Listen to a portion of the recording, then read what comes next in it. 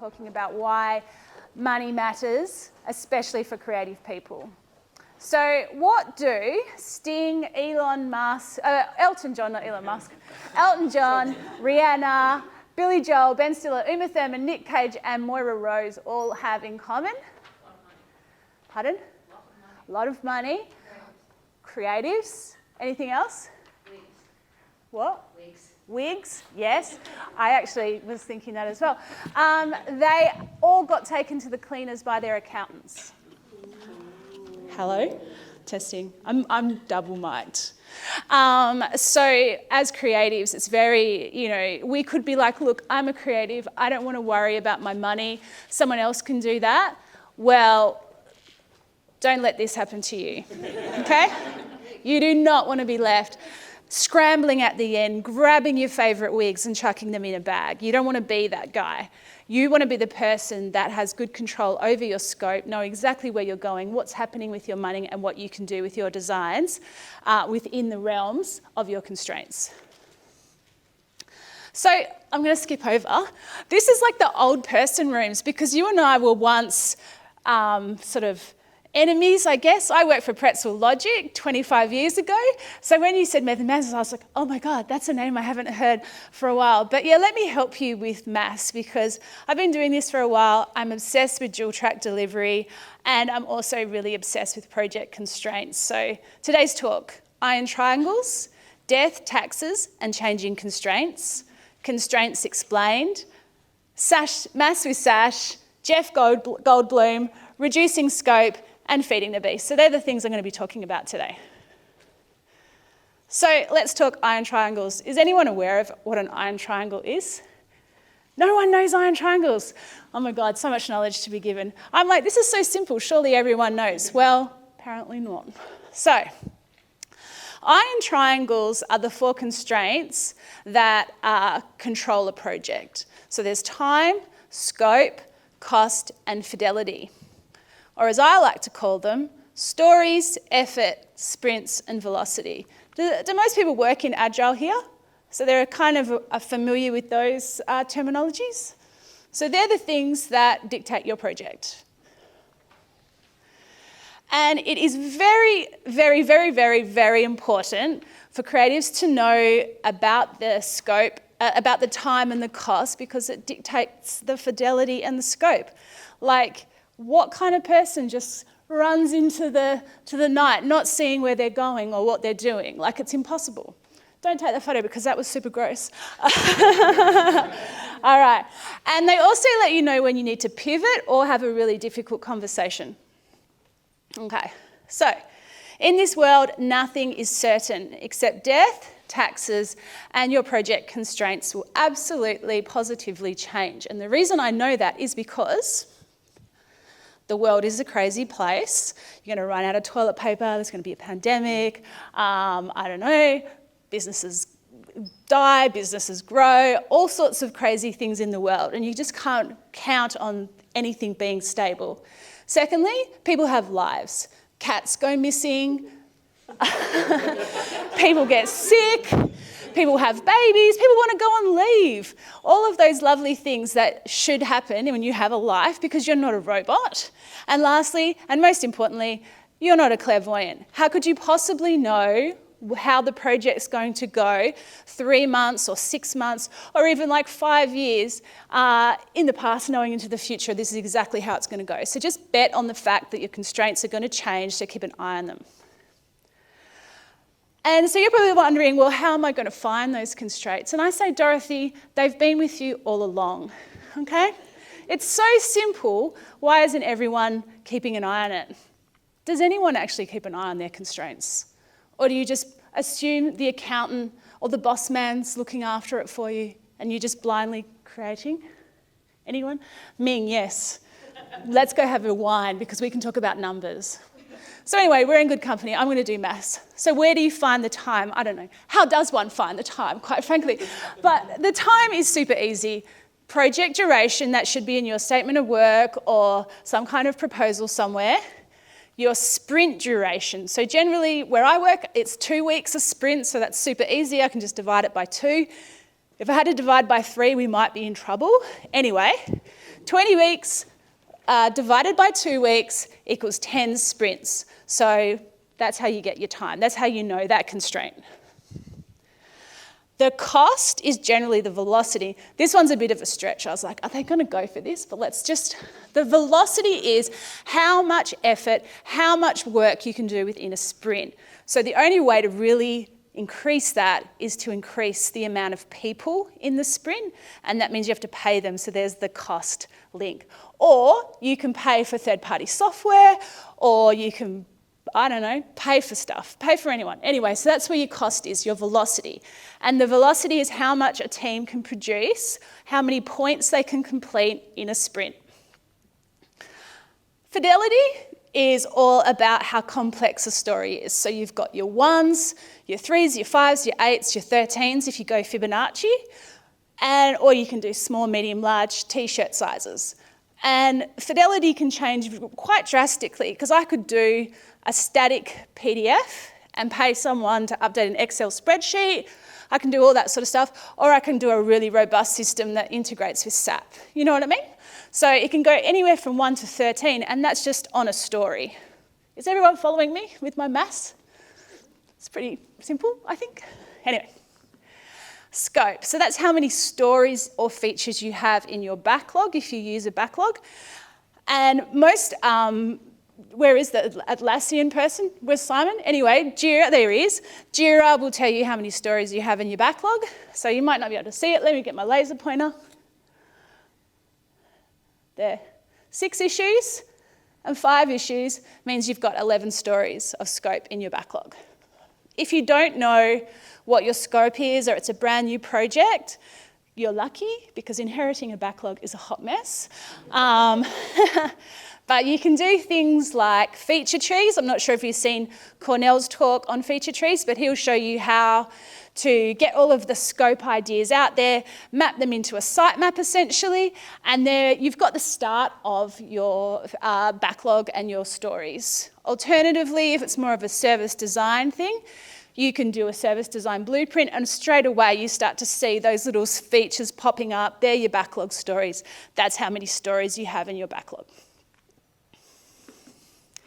And don't worry, because you are a designer. Again, you're not a clairvoyant. You don't need to know every single story now and in the future.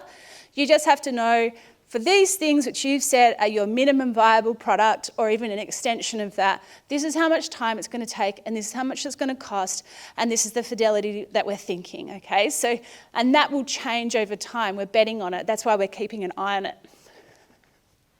Okay. So how to do maths with SASH. Maths with SASH, it's not really accurate, right? But it is a good place to start. And as I said, even if it was accurate, the constraints are going to change anyway, so no point stressing over it. But it will tell you whether you're somewhere close or nowhere near close. It'll tell you straight away, day 1, count your stories and do your maths. Okay, so let's break down the constraints of a somewhat real agile project. You have PO, designer, development, and QA. Spoiler alert, when I am measuring velocity, I never include POs, designers, or QA people. I only keep an eye on development. And we can talk about why later, but that's not what this talk is. I tried to stay focused for once in my life, so yes. Boop. So their number of stories they have in their inherited backlog is 300. It's a lot. But you know what? It's not uncommon. I've seen it. I've seen worse, actually. So they've got 300 stories in their backlog. They have 10 sprints. I mean, you don't need to know maths to know that that's going to be a harsh one. But anyway, and the team's velocity is 30. So pay attention to this number, because, spoiler alert, it's going to be important in a minute. So if their scope is 300 stories, and you times that by fidelity, so every story is 5, every story is 3, every story is 8. In this instance, every story is 5, it comes out to 1,500 points, total points in the backlog, and I divide that by the number of sprints that they have. So 1,500 divided by 10 equals 150 points velocity required for that team to complete all the stories per sprint. Got me? If you changed it to something like smaller sizes, so it's 3 points, even if it was small, it would be 90 points. Now, if you can get absolutely every story down to a 1, it has to be a truthful one. You can't just go, they're all 1s, I'm magic. Be real, be truthful, because you're just going to run out of time anyway, because that 1 will stick around for like 7 weeks, and you're like, oh God, it was bigger than a 1. God, if I had $1. Anyway. So even if your stories were a 1, you would be sitting at about 30 points, and you might just be able to pull it off, but everyone in this room knows that not every one of those stories is a 1. So let's go with the largest, or not even the largest, just a large, not even an extra large.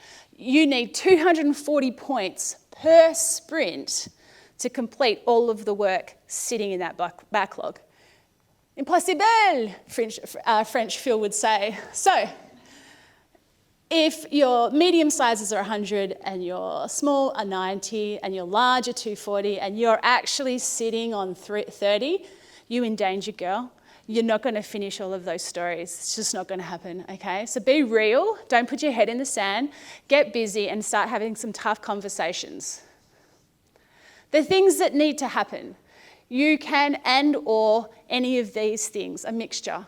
You can extend the sprint, so no more 10 weeks. I think we're going to need about 200 weeks. You can reduce the stories. Chop, chop, chop. This is a very small product now. We can do this in 10 weeks. And you don't have to delete the stories. You can put them as a phase 2. But right now, to stay focused, remove stress, just reduce the number of stories. Last, you can increase the velocity. Now listen, there's the whole thing of 9 women can't have a baby in a month. I do agree with that. There is a point within that team where you won't be able to push the velocity any further. But you could probably, if you were super rich, you could just spin up heaps of teams, chop the product into things, and you could probably increase your velocity a little bit more by that. And then the last one is you reduce the effort, which I wouldn't recommend, because what's the point of building a crappy product? Like, just do it properly. Okay, you don't have to be, you don't have to have lens flares everywhere and your mouse when it moves, flowers follow it. You don't have to go to that level, but like you could simplify some of the stuff so you get more scope in. Okay. Because if you don't, this monstrosity will happen. You will run out of time. And as promised, here's Jeff Goldblum. So this diagram represents the start of the project, when everybody thought they had all the time in the world. And we went into a lot of detail. You can see the perspiration on Jeff's forehead and the hairs on his masculine chest. And then around the midway point, we're like, oh my God, our velocity is only 30. We haven't got to the speed that we thought we would. Let's just start cutting corners. Okay, cutting corners. And then it gets to the end of the product. Granted, like there's not even any shoes, there's nothing, like certain things have had to be removed last minute. But you've got this really well-defined project at the start, and then towards the end, it's just a mad dash scramble of crap, of hacking stuff together, and you just don't want to get there. So be mindful and thoughtful at the start, and then you won't have this monstrosity at the end. Yes? Yes. All right, so you'll probably go, well, that's great. Well, how do you reduce scope, Kristy? And I'm like, oh, thanks for asking, because I like to follow the Missy Elliott way of working, and that's like, let me work it, I put my thing down, flip it, and I reverse it. So if you want to do maths to reduce scope, you take the original calculations to find out velocity, flip it, and then you've got scope. So you take 10 sprints, you times it by the 30 points, which is your velocity, and you find out what your total points are that you can complete over the whole 10 weeks. Divide it by the 5, the 3, or the 8, and that'll tell you that you've got 60 stories that you could possibly complete in 10 weeks, give or take, right? And then if you go, well, comparing that to the 300 stories that I need to do, 240, there's a 240 gap, and I need to work out which one of these stories needs to go. So in that, you might want to get a matrix out with your effort versus impact, or whatever way that you want to do it. Maybe you just don't like the look of some stories, and so you get rid of them. But you have to lose 240 stories before you start so that you have a well thought out product that doesn't look like Jeff Goldblum's feet. All right, because as I said, it's important for designers to know time and cost because they dictate scope and fidelity. Right. So my last thing, I feel like I've zoomed past that as well. We're going to have like 2 hours worth of questions. I hope that's okay. But keep an eye on your constraints because they will change, right? So even at the start, it's not something you do once and then you leave it. You're like, that's great. We said it was 10 sprints. We said it was, what did I say? My memory, boop, 60 stories, happy days. If that 5 fluctuates or if new stories come out, you really need to keep an eye on that and have those conversations of, okay, some new scopes come in, is it more important than this scope here that was prioritised as low, and have those kind of conversations. You want to constantly keep your mind on it, okay? I like to practice mindful design, right? Again, I'm not just blindly running, designing ahead, being super creative, building all this stuff that no one will ever be able to build because there's no time for it. Don't design 200 weeks worth of work when you only have like 10 sprints or 20 sprints worth of work, 20 weeks. So be mindful with your design, keep an eye on your dev team's velocity, and I always like to have, this is my kind of production line of building. So in the start, that's the framing. You've got all your unknowns and you're not really sure what to do. You do heaps of sort of research to kind of understand what needs to occur. And then you prioritise that because it's like the world, it's an infinite world. So in that infinite world, what is the most important thing that can happen? And I'm not talking small features here. This could be quite large, where you could look at that whole company and say, all right, let's look at your whole company. Where do you want to be? You could have hundreds of ideas. You can't work on them all in one go. The team's not big enough. So you do have to prioritise. Once you've got that prioritisation down, you can do some double diamond on those ideas and do your divergent, convergent thinking. So then you start to get a little more fidelity. And this is a collaborative thing as well. This isn't just for design. This is design, dev, and the product owner, users, subject matter experts collaborating to come up with the best idea. No silos. And then once it's ready to go into the sprint, which is that sort of infinity cycle, you build it, and then you push it out into a finished product and you can start measuring the value, and that feedback should be coming back into either at the start of in the framing area or back into the double diamond as well to do further discovery or changes. Okay, but in this bit here, there is your 2 sprint buffer. So if I know my team is working at 30 points velocity, I know I need to have 60 points of velocity just sitting there waiting. So it's not too far ahead, but it's enough that it gives you room to, in this space, really do proper discovery, right? Because if that's the problem with Agile, is sometimes you're like hand to mouth and you have to keep up with the dev team, so you don't have time to do proper discovery work. By giving yourself that 2 sprint buffer, like give or take, right? Sitting at about, if the team's velocity is 30, you want about 60 points sort of effort sitting there so that you can have a really good time in here and discover in that double diamond without the pressure of like devs breathing down your neck. So yeah, in that space, be mindful, but don't go over that much either, because if you overfeed your beast, dev team's the beast, it's really difficult to pivot because you've overinvested. You've already designed the world. You're going to kind of challenge people when they want you to change things because you've spent so much time doing stuff. So don't overfeed, be mindful, and also don't underfeed, because then it puts the focus on just getting any scrap of story. Who cares about the research? The dev team, it's costing thousands of dollars a week. We need to get them some food, like quickly, hurry, hurry. So have that mindful buffer, allows you to have a good time, and it allows the beast to be fed as well. So, yeah, that's me. That's it.